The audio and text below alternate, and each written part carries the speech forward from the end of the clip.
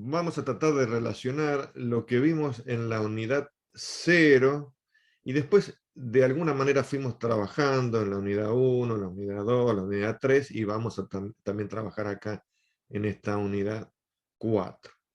Nosotros decíamos ahí en esa unidad 0, empezamos a hablar de ese medio ambiente laboral, ese medio ambiente general, y después hablábamos de mediciones, y las mediciones podían ser en el cuerpo humano directamente, que serían las más fiables, las que realmente dirían cómo está reaccionando ese trabajador a la agresividad o no del medio en el que está. Y también había mediciones de ese medio ambiente laboral. Eso es lo que decimos en esa unidad 0. ¿Se acuerdan? La primera clase, eh, la primera videoconferencia que hicimos de esta manera. Bueno, y una de las cosas que empezábamos a aclarar ahí, si no cualquier cosa lo rebobinan, lo repasan un poquito, era lo siguiente. ¿Cuál va a ser la profesión de ustedes?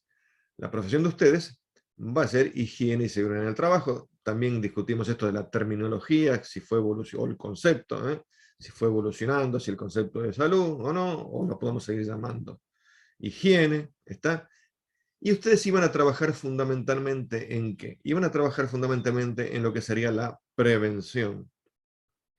Si van a trabajar en prevención, lo que decíamos es que había que adelantarse a lo que iba a suceder. En esa misma unidad decíamos que nosotros, como futuros licenciados en Ingeniería del Trabajo, no estamos ni cerca de realizar mediciones en el trabajador. Eso es tarea exclusiva de la enfermería o de la medicina laboral. Nosotros no hacemos mediciones en los trabajadores.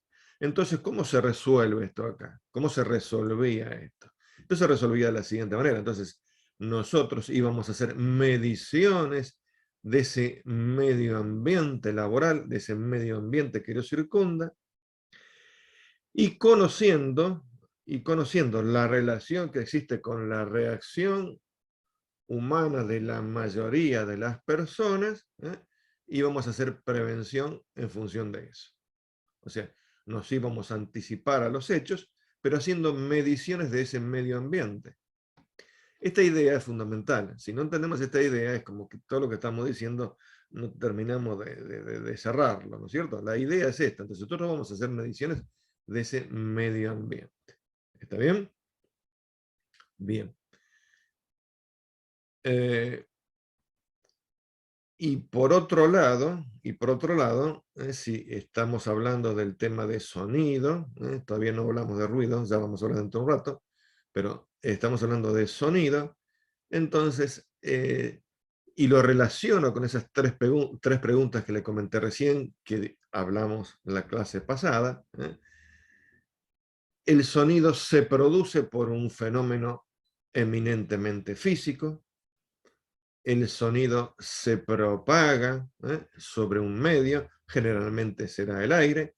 También se puede analizar desde el punto de vista de la física, pero cuando el sonido llega al pabellón auditivo, ¿sí? Ahí interviene toda una parte fisiológica, que el instrumento de medición que utilicemos tendría que contemplarlo. De hecho lo hace, ¿no? Pero tendría que contemplarlo. ¿Para qué? Porque nosotros queremos tratar de medir lo más aproximado posible lo que sentiría el trabajador. Entonces, ese instrumento de medición tendrá que hacer, lo voy a decir de esta manera, las correcciones o los ajustes necesarios para que eso que está captando, eso que está midiendo, sea lo más parecido a lo que estaría percibiendo el trabajador. ¿Está? Esta es una idea fundamental para poder arrancar. Si no, como que nos perdemos y entonces terminamos diciendo voy, mido y no sé por qué mido, no sé qué estoy midiendo y no sabemos. ¿Está? Entonces, esta es una idea como para poder arrancar. Ahora vamos a ir trabajando estos ítems que están acá para ir aproximándonos o acercándonos a eso que acabo de decir.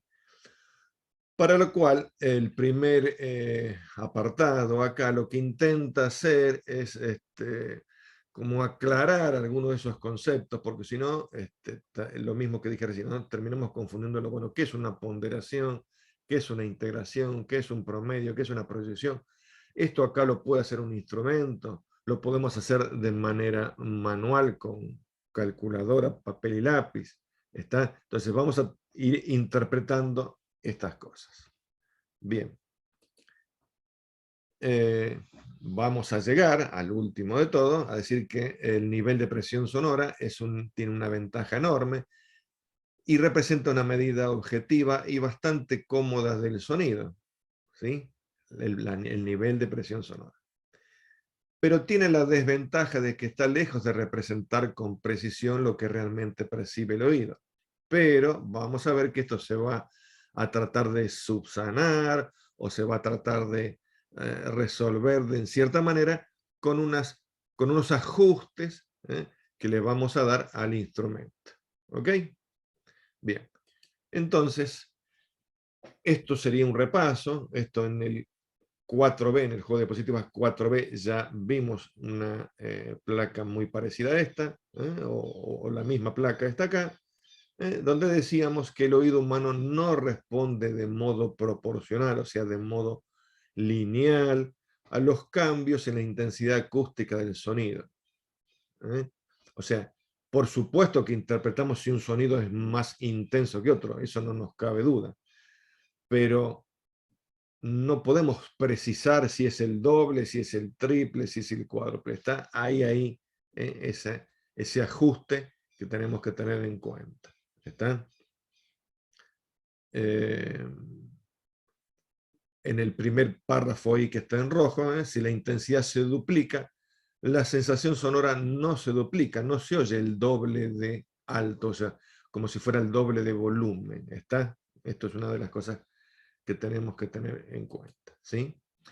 Entonces, a pesar del rango de frecuencias, esto ya lo venimos viendo y ya venimos viendo que hay un rango de frecuencia donde tenemos mayor precisión, por decirlo de alguna manera, ¿no? Entonces, a pesar del rango de frecuencias que percibe el oído, no todas se perciben con la correspondiente intensidad, siendo el oído más sensible entre 500 y 6000 Hz. Esto ya lo venimos diciendo, lo dijimos bastante la clase pasada, o sea, oímos un espectro amplio, o sea, un espectro entre 20 y 20.000 Hz, pero entre 500 y 6.000 es donde tenemos mayor sensibilidad. Bueno, estoy repitiendo varias cosas, pero estoy repitiendo como para que nos queden claras y no tengamos dudas después, ¿sí?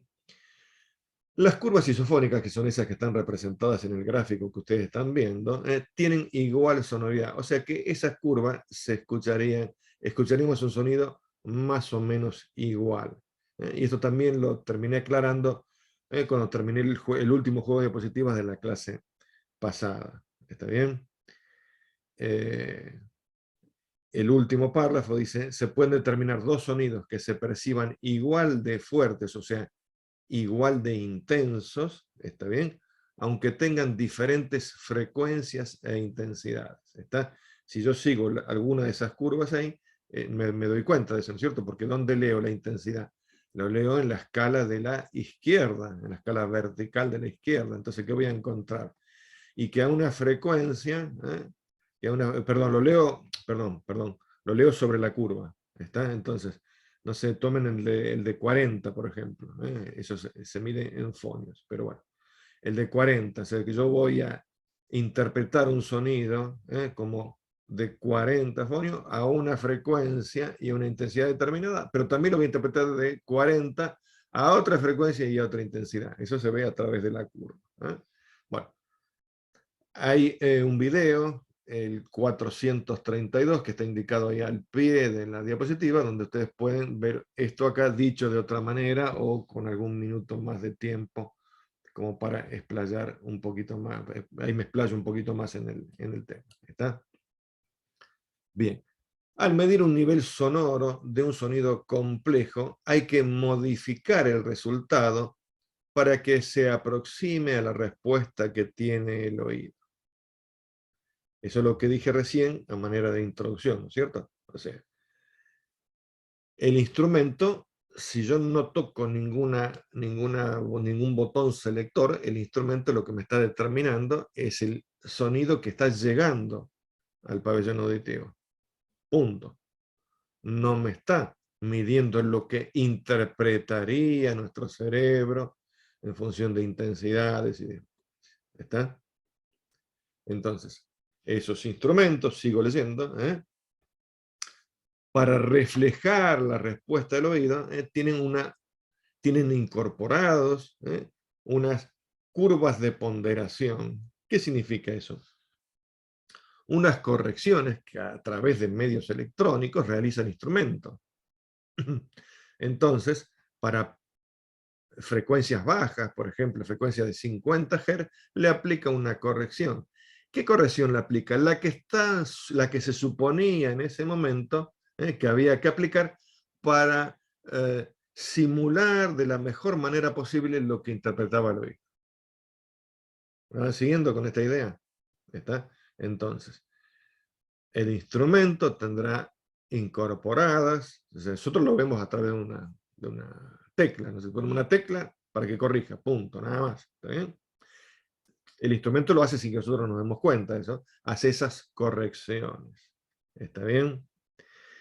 Si se fija en el gráfico, ahora voy a seguir y voy a volver, lo más probable que avance y vuelva, avanzo y vuelvo, cuando se descubrió esto de que la sensación de sonoridad depende de la frecuencia, se pensaba en ese momento que utilizando una red de filtrado o una red de ponderación de frecuencia adecuada, se podía medir bastante certeramente esa sensación que tiene la persona, que tiene el ser humano cuando oye. ¿Está bien?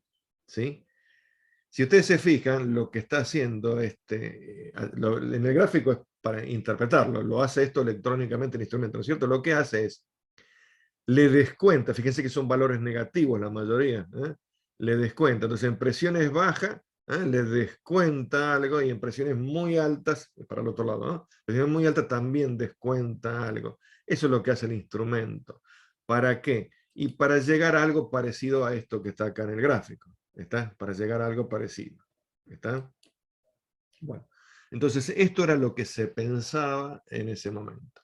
En ese momento se pensaba que a través de una red de filtrado o ponderación de frecuencia adecuada, el instrumento podía acercarse mucho a lo que precisaba, a lo que interpretaba el oído. Acá hay otro video, al pie está indicado otro video, el 432, y también otro video de la SRT, y ahí les digo, el video de la SRT, que es el video 3, que está en la página, también está en la SRT, obviamente, ¿no es cierto?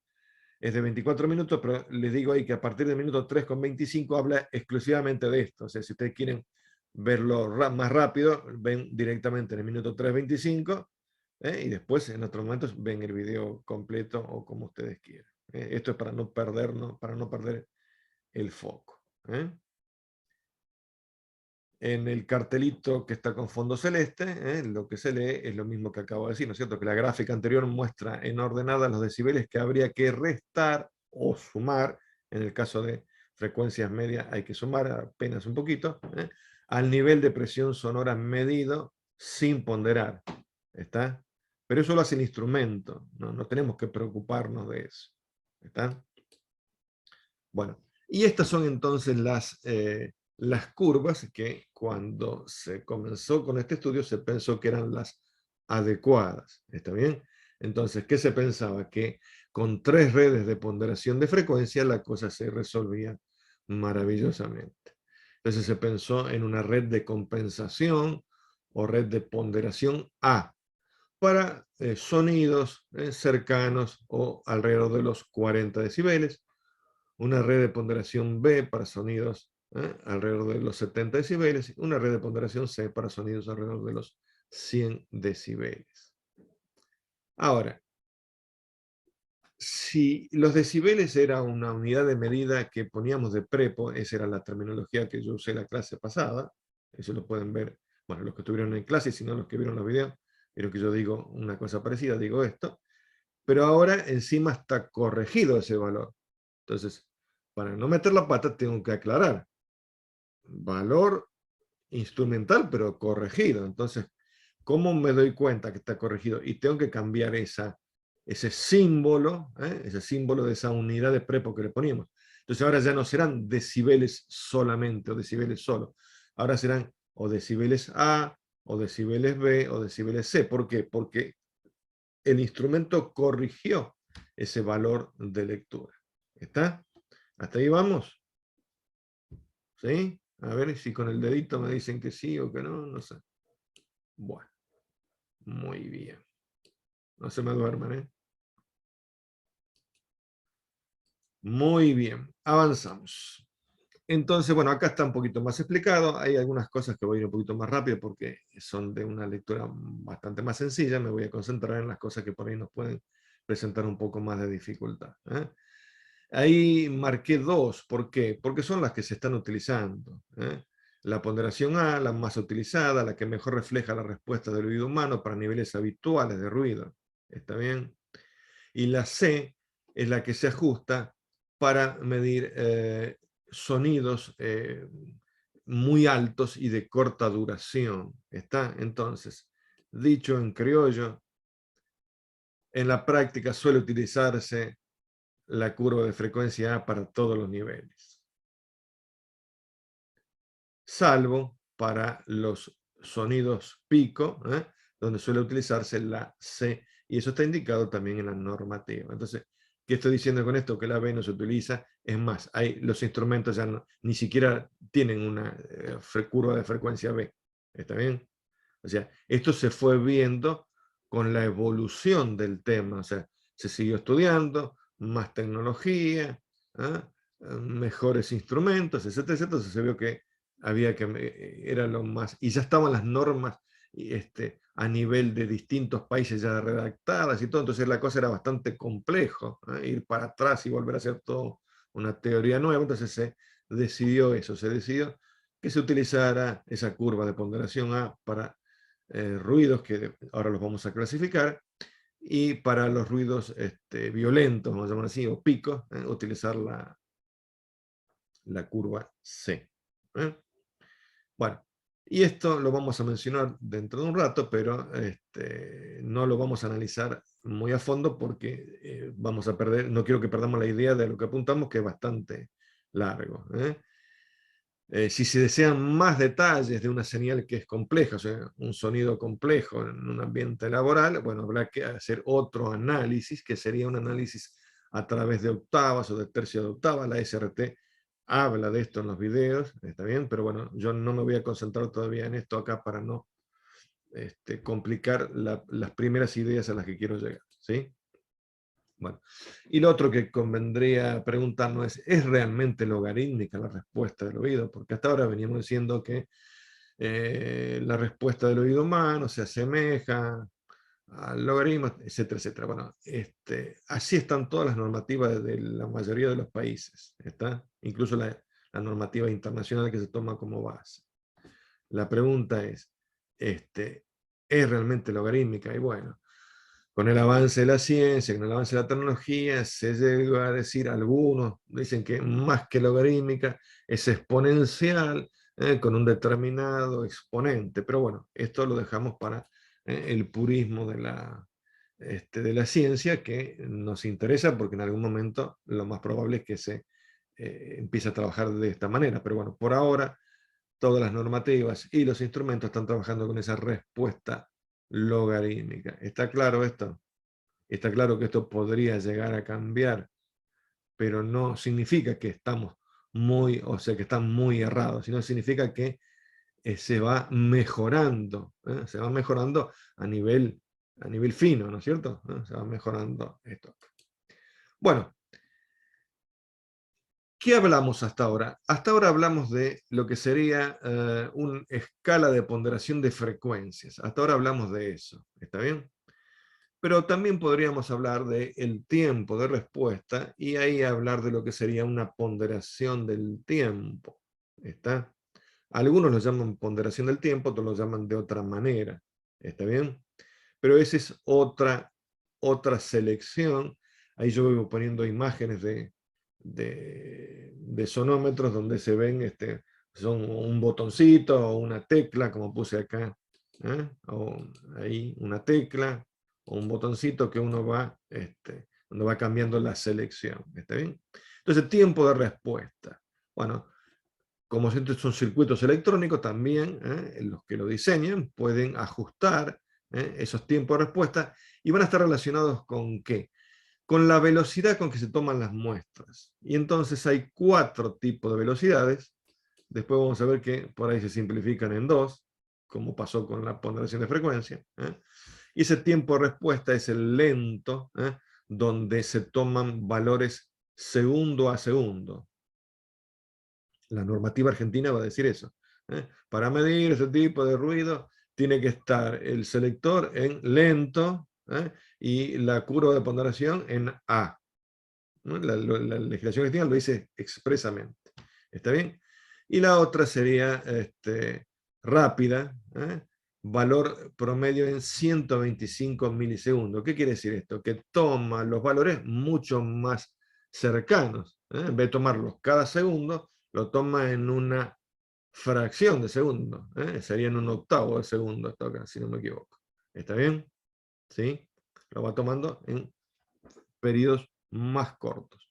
Nos vamos a quedar con esto. Acá. Esa sería la escala de ponderación. Entonces acá está cuando se usa. Se usa cuando. Sonidos bajos y medios la primera y fluctuaciones altas del sonido la segunda. ¿Ok? ¿Sí? Nada, esto es más o menos lo que vengo diciendo, así que no lo complico para que sea un poco más ágil la presentación. La manera de medir proporciona un valor global del nivel de intensidad sonora que puede estar ponderada de forma similar a la respuesta del oído. A ver, nosotros lo que va midiendo el instrumento son esos valores que suben y bajan. Eso es lo que va midiendo. ¿Está bien? Ahora, ¿cómo interpretamos eso? Bueno, esto, repito, para no, después si quieren volvemos, pero quiero seguir una idea para que no sea tan compleja. Vamos a esto acá. Nosotros, o sea, el instrumento mide y lo que hace es determinar esa curva, que es una curva que va oscilando de esta manera, ¿cierto? Va subiendo y bajando, porque va tomando valores distintos, ¿sí? Bueno, desde el punto de vista de la física, ¿qué significa integrar?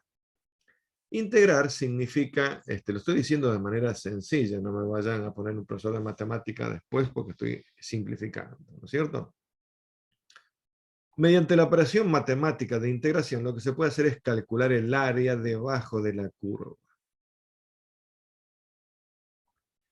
Y el área debajo de la curva no es ni más ni menos que la energía sonora que se está recibiendo en ese periodo.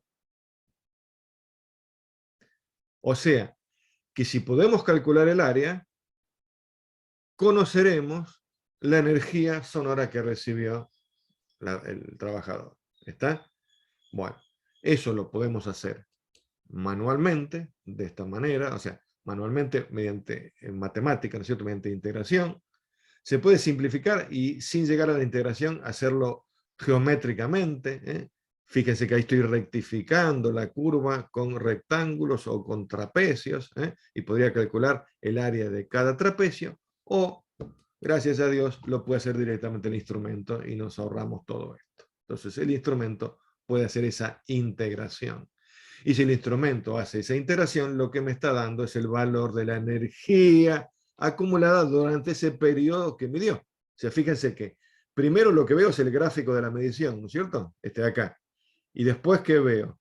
Después me hace el cálculo, o sea, el instrumento mismo hace la integración y me calcula el área debajo de la curva. ¿Y qué es el área debajo de la curva? Ni más ni menos que la energía acumulada. Lo estoy diciendo de manera sencilla como para poder llegar a buen puerto, digamos. ¿Está? ¿Y cuándo lo aplicamos? Y cuando tengo un sonido estable, ya veremos cuándo es estable, o sea, tendrá que ver qué tan violentas son estas oscilaciones, ¿está bien? ¿Sí? Cuando un sonido es estable o con poca variación en un periodo determinado, lo que podemos hacer también después de tener esa integración, o sea, después de tener el área, decir, bueno, y saquemos un promedio para este periodo. También lo puede hacer el instrumento. ¿Está claro esto? ¿Eh? Entonces, tengo esa energía acumulada, pero esa energía acumulada yo la puedo promediar para ese periodo. ¿Sí? ¿Y eso por qué nos va a interesar? Voy a avanzar un poquito más rápido para no perder la idea. Eso nos va a interesar cuando tengamos que extender ese valor a una jornada de trabajo completa, o sea, a una jornada de 8 horas, que es lo que dice la ley. ¿Está bien? Entonces, ahí tenemos vuelvo a hacer el dibujito, ¿no es cierto? Tengo la integración y vamos después de la integración a un promedio. Eso para un periodo determinado, para un periodo T determinado. Llámese media hora, 1 hora, 3 horas, no sé, un periodo determinado. ¿Está bien?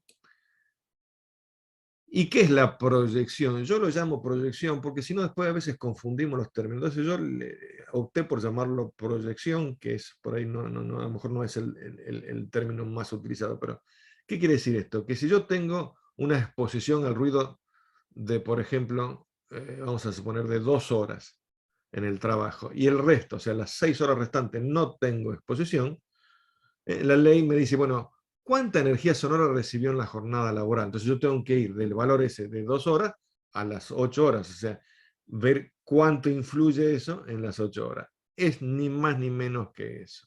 ¿Está? ¿Se entiende la idea? ¿Sí? Bueno. ¿Por qué? Porque vamos a ver después cuando analicemos caso por caso que yo puedo tener una exposición de 2 horas a 86 decibeles, que estaría fuera de la ley, pero estaría fuera de la ley como valor medio, pero en la jornada laboral esos 86 se reducen porque se promedian con el resto de los periodos que no ha estado expuesto y estamos dentro de la ley, cumplimos la ley, ¿está? ¿Sí? Por eso lo digo y esto después lo vamos a analizar en varios ejemplos. Entonces, un resumen sería esto acá, ¿eh? Sería, pasamos de la energía, voy a leer lo que están con fondo amarillo, pasamos de la energía acumulada, puse cualquier periodo, por ejemplo, 2 horas, pasamos de la energía acumulada a un promedio para un periodo de 2 horas, pero ese promedio de 2 horas después lo proyectamos para una jornada de 8 horas. Ya vamos a ver cómo lo proyectamos. Fíjense que 90 decibeles en 2 horas equivalen a 84 decibeles en la jornada laboral, con lo cual estaríamos cumpliendo con la normativa vigente. ¿eh? Esto para que ustedes vean cómo uno puede manejar. Esto lo dice la legislación argentina, no lo estoy diciendo. No lo estoy diciendo. ¿Está? Pero si no lo vemos así en gráfico, para mí es muy difícil explicarlo, es muy difícil entenderlo de entrada. Entonces, viendo la secuencia de lo que va haciendo el instrumento y lo que nosotros después terminamos informando, viendo esa secuencia, me parece que es como mejor se entiende. Y lo que está escrito en violeta es a lo que vamos a hablar, es lo que de lo que vamos a hablar dentro de un rato. Ese promedio es lo que vamos a llamar después en algún momento nivel continuo equivalente, y esa proyección es lo que vamos a llamar en algún momento más tarde nivel continuo equivalente diario. ¿Está? O sea que yo creo que esto acá es para hacerle un cuadrito y tenerlo ahí en mano, como para después no perder la idea. Bueno, fíjese que hasta ahora lo que hicimos fue esto, ¿no? Arrancamos con esa energía sonora que llega hasta el trabajador, ¿está bien? Y después vamos a querer relacionar esa energía sonora con la intensidad sonora y finalmente con la presión sonora. ¿Por qué? Porque la presión sonora, ya me lo dijeron ustedes la clase pasada, es lo que vamos a terminar midiendo. Entonces tenemos que ver cómo vamos pasando de esa energía sonora a esa intensidad sonora y a esa presión sonora. Entonces podemos pasar de energía a intensidad, sí, porque están relacionados a través de una fórmula matemática. Vimos algo esto en 4C, así que ahí lo podemos ver. la energía sonora se propaga acompañando la perturbación de la presión en el ambiente, o sea que también vamos a poder pasar después de la energía a la presión, porque están íntimamente ligadas. ¿Está? O sea, la energía al propagarse va perturbando la presión. ¿Y qué vamos a medir nosotros? Vamos a terminar midiendo la presión. ¿Se entiende? Que va a ser un poco indirecta la cosa. ¿Está bien? ¿Por qué? Porque hay energía sonora, hay una perturbación de la presión. ¿Y qué vamos a terminar midiendo? La perturbación de la presión.